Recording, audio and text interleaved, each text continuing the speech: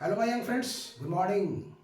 स्वागत है आप सबों का मेरे channel physics plus two by Suresh sir. हम आपकी सेवा में जिस तरह से निरंतर उपस्थित रहते हैं, हम चाहते हैं कि आपका लेबर उसी ढंग से निरंतर चलता रहे और सफलता आपके कदमों को आकर के चूमे। और मैं गर्व से कह सकता हूँ कि ये सब हमारे स्टूडेंट्स। आज का वीडियो आपके साथ किरचॉफ्स लॉ पर आधारित व्हीटस्टोन ब्रिज। क्वेश्चन सब्जेक्टिव में आता है, किरचॉफ के नियमों को लिखें और इसके आधार पर व्हीटस्टोन ब्रिज के संतुलन का शर्त प्राप्त करें। State and explain Kirchhoff's law and obtain principle of balanced condition of Wheatstone bridge. तो क्या है व्हीटस्टोन ब्रिज और उसका बैलेंस्ड कंडीशन क्या होता है, उसको हम लोग प्राप्त करने की कोशिश करेंगे। बैलेंस्ड व्हीटस्टोन ब्रिज में क्या होता है, देखिए व्हीटस्टोन ब्रिज में 4 रेसिस्टेंस रहता है। हमने आप फिगर में आपको दिखाया है पी क्यू आर और S. P Q R S 4 प्रतिरोध है और जी, इस बी और डी के बीच में एक गैल्वेनोमीटर लगाया गया है जिसका रेसिस्टेंस जी है। इसको हम लोग धारामापी कहते हैं। यहाँ पे ए और सी के बीच में सेल जोड़ा गया है। एक स्विच यहाँ पर K2 है और एक स्विच गैल्वेनोमीटर के बगल में K1 है। आपकी सुविधा के लिए इतना आपको बता दिए, आप अपनी भाषा में इसको एक्सप्रेस करने की कोशिश कीजिए। आपकी सुविधा के लिए थोड़ा सा हम हेल्प करना चाहते हैं, इसलिए हम यहाँ लिखे हैं व्हीटस्टोन ब्रिज में PQR 3 ज्ञात प्रतिरोध है, मतलब नॉन रेसिस्टेंस जिसका वैल्यू आप जानते हैं, और S जो है एक अज्ञात प्रतिरोध है, अननोन रेसिस्टेंस। व्हीटस्टोन ब्रिज के द्वारा 4 रेसिस्टेंस में से एक अननोन है, इसका मतलब है कि अननोन रेसिस्टेंस का वैल्यू निकाला जाता है। तो व्हीटस्टोन ब्रिज एक ऐसी युक्ति है, एक ऐसा डिवाइस है जिसके द्वारा अज्ञात प्रतिरोध का मान निकाला जाता है।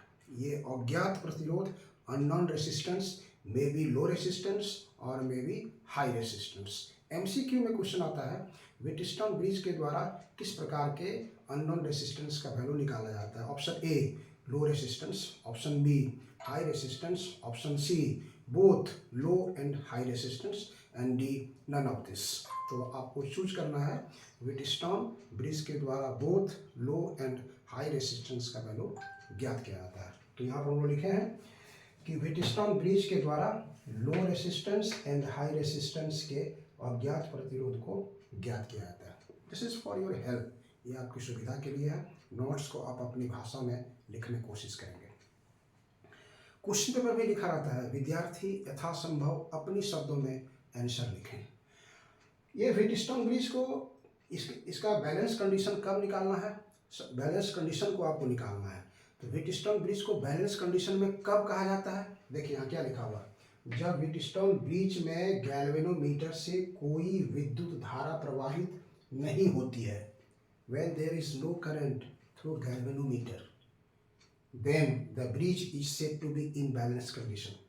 जब व्हीटस्टोन ब्रिज से गैल्वेनोमीटर से होकर के कोई विद्युत धारा प्रवाहित नहीं होती है, अर्थात Ig is 0, तो इस ब्रिज को संतुलित अवस्था में कहा जाता है। तो आप देख सकते हैं यहाँ पर से हम लोग क्या किए, इसके आधार पर यहाँ सेल लगाए, स्विच यहाँ से ऑन किए, यहाँ भी स्विच ऑन कर दिए, यहाँ से करंट गया, देखिए आई करंट यहाँ से जा रहा है, सेल से आई करंट आया कहाँ पर, पॉइंट ए पर आया आई करंट।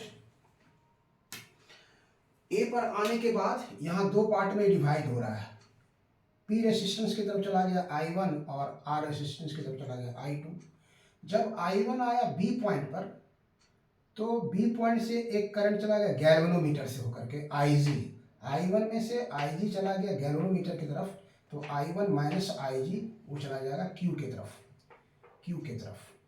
और डी पॉइंट पर अगर आप देख रहे हैं तो इधर से आ गया आपको Ig और इधर से आ गया I2, तो ये चला जाएगा, दोनों सम होकर के I2 plus Ig unknown resistance जो S है उसके तरफ चला जाएगा। सी पॉइंट पर इधर से आया, आप देख रहे हैं I1 माइनस Ig और इधर से गया I2 प्लस Ig, दोनों सम होगा किस बिंदु पर, आने वाली धाराओं का योग जाने वाली धाराओं के योग के बराबर होगा। तो ये अगर सम करेंगे तो माइनस Ig और प्लस Ig कैंसिल हो जाएगा, I1 और I2 I के बराबर होगा, चूंकि यहाँ प्रवेश करने वाला करंट था I, that is equal to I1 plus I2। A बिंदु पर देखिए यहाँ पर किरचॉफ्स का पहला नियम, संधि पर मिलने वाली धाराओं का योग, आने वाली धाराओं का योग बराबर जाने वाली धाराओं का योग। तो I बराबर हो गया I1 प्लस I2, यहाँ हो गया आने वाली धारा I1 प्लस I2, जाने वाली धारा हो गया I। तो ये किरचॉफ्स का जो पहला नियम है, संधि नियम है या करंट लॉ है, वो बिल्कुल फॉलो कर रहा है। तो इस पूरे सर्किट में जो हम लोग डिस्ट्रीब्यूशन ऑफ करंट दिखाए हैं according to Kirchhoff's junction law या according to Kirchhoff's current law. अब हम लोग यहाँ पर व्हीटस्टोन ब्रिज का बैलेंस कंडीशन निकालने के लिए दूसरे नियम का इस्तेमाल करेंगे और वो है लूप लॉ। आइए देखिए, एक लूप यहाँ पकड़ते हैं हम लोग, ए बी डी ए, ये मेरा लूप हो गया। यहाँ से देखिए ऐसे आए ए बी डी ए, तो हम यहाँ लिखते हैं, यहाँ पर लिखते हैं हम आपको बंद विद्युत परिपथ,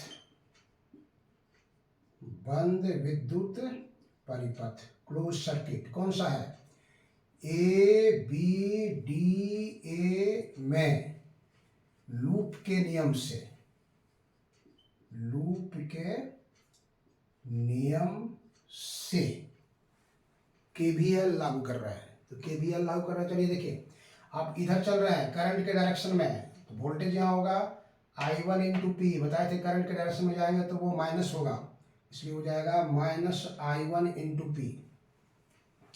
यहाँ पर आएंगे, देखिए आप करंट के डायरेक्शन में जा रहे हैं, करंट है IG, रेसिस्टेंस है G, ये हो जाएगा माइनस IG इंटू जी। इसमें आइए देखिए, R वाले में करंट जा रहा है इधर और आप जा रहे हैं इधर, तो ऑपोजिट हो गया ये, तो प्लस हो जाएगा, plus I2 into R equal to A B D A में नो सेल, यहाँ पर कोई सेल नहीं है, इसलिए टोटल EMF इसका 0 होगा।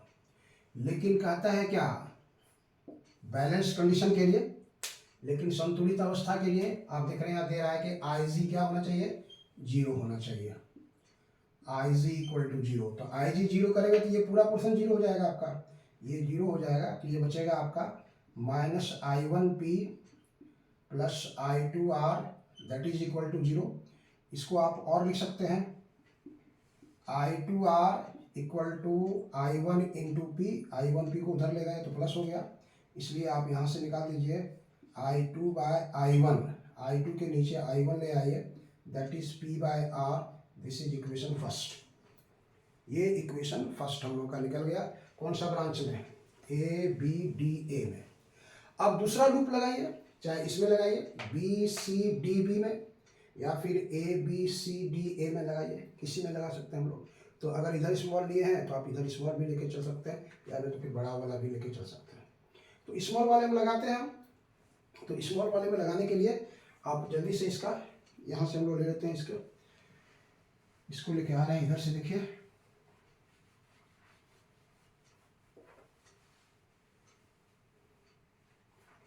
उसी प्रकार इसमें आप चलते हैं यहाँ से, अगर आप चलते हैं यहाँ से, देखिए क्लोज बनाते हैं इस तरह से, यहाँ से आए और ऐसे चले गए, ये मेरे ये क्लोज्ड पथ बनाने का रास्ता हो गया।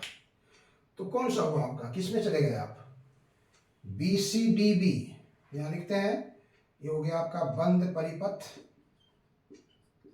बंद परिपथ बी सी डी बी में लूप के नियम से, लूप के नियम से। अब चलिए देखिए क्या होगा, देखिए आप यहाँ चल रहे हैं, करंट का डायरेक्शन है इधर से, माइनस होगा, negative, minus I1 minus IG into Q. यहाँ आइए देखिए, दोनों अपोजिट है, करंट इधर जा रहा है, इधर भी आ रहे हैं, यहाँ भी करंट इधर आ रहा है, इधर आप जा रहे हैं, इसलिए दोनों प्लस होगा, plus I2 plus IG into S plus IG into G, there is no cell, वहाँ पर भी कोई सेल नहीं है, तो वो 0 हो जाएगा। तो फिर आप यहाँ लगाएंगे बैलेंस विद कंडीशन के लिए IG equal to 0, IG equal to 0। तो देखिए ये 0 हो जाएगा आपका यहाँ से ये 0 हो गया आपका, this is 0, this is zero और दिस इज होल जीरो, पूरा जीरो हो जाएगा आपका। तो क्या बचेगा यहाँ से -I1Q और वहाँ से बचेगा I2S that is zero.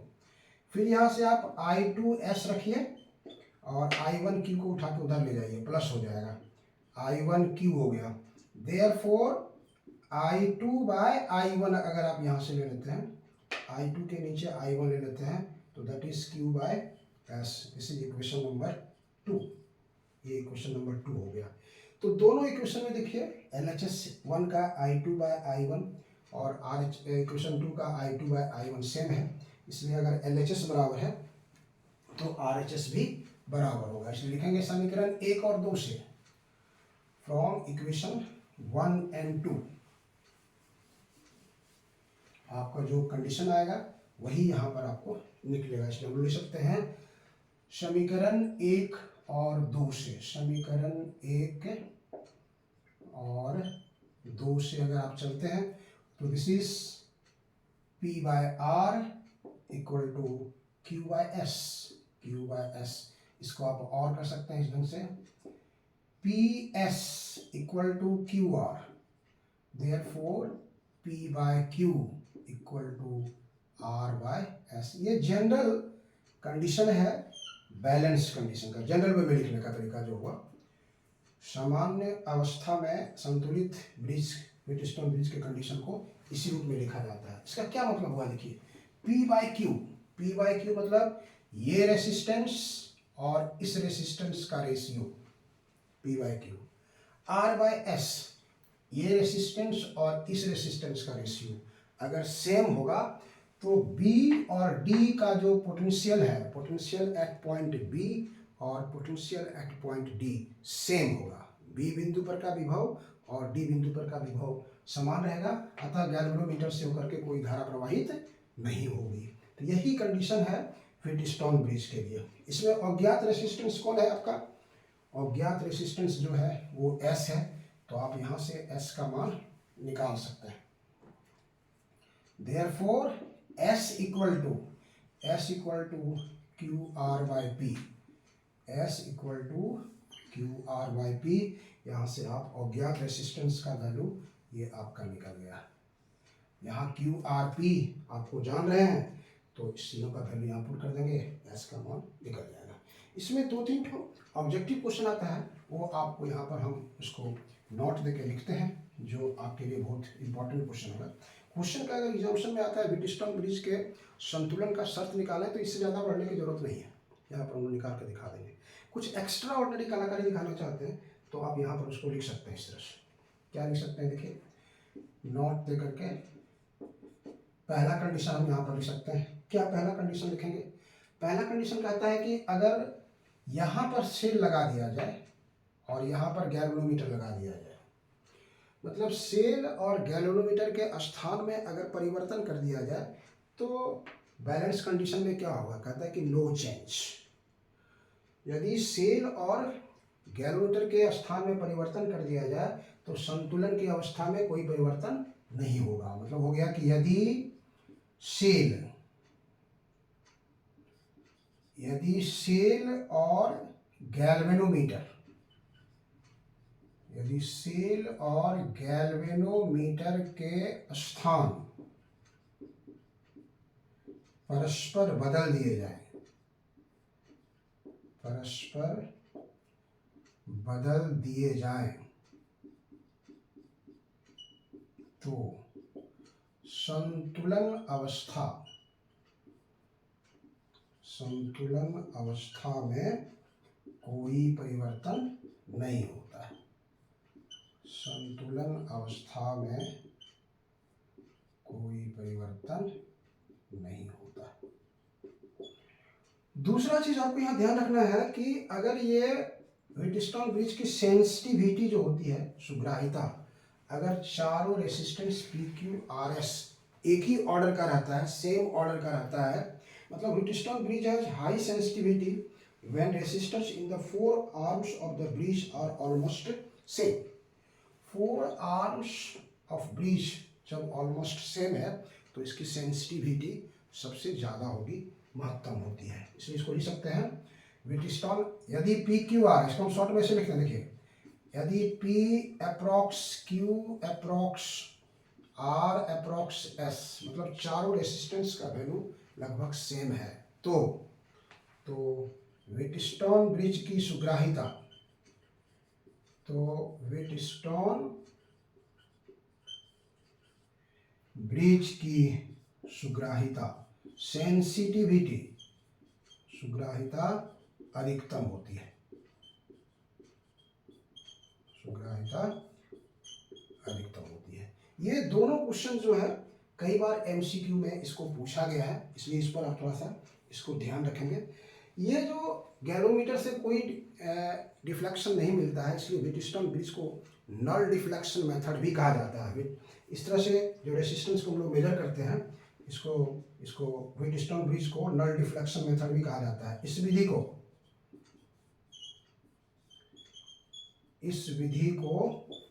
Null deflection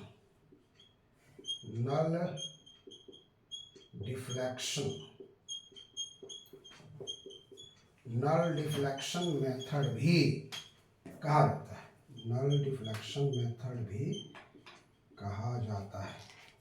null deflection मतलब हुआ शून्य विक्षेप, नल डिफ्लेक्शन का मेथड मतलब हो गया शून्य विक्षेप विधि।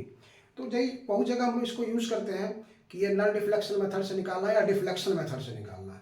तो नल डिफ्लेक्शन का मतलब हुआ कि गैलोमीटर का जो इंडिकेटर है वो 0 पर आना चाहिए, और डिफ्लेक्शन का मेथड होगा कि गैलोमीटर का डिफ्लेक्शन कुछ वैल्यू देना चाहिए। तो ये था व्हीटस्टोन ब्रिज, जिससे रिलेटेड क्वेश्चन आता है। अगर आपको आता है व्हीटस्टोन ब्रिज के संतुलन का शर्त निकालें तो वहाँ पर लिखेंगे, अननोन रेसिस्टेंस कैसे निकालेंगे, और ये एमसीक्यू का क्वेश्चन हमने एक साथ रख दिया ताकि आपको किसी प्रकार का दिक्कत नहीं हो। तो कैसा लगा आपको मेरा वीडियो? अगर अच्छा लगे तो लाइक करना, सब्सक्राइब करना और शेयर करना कभी नहीं भूलिएगा। इस पर बेसिक है इंपॉर्टेंट प्रॉब्लम्स, न्यूमेरिकल्स, जो फिर हम लेकर के आपकी सेवा में आएंगे। तब तक के लिए धन्यवाद, थैंक यू।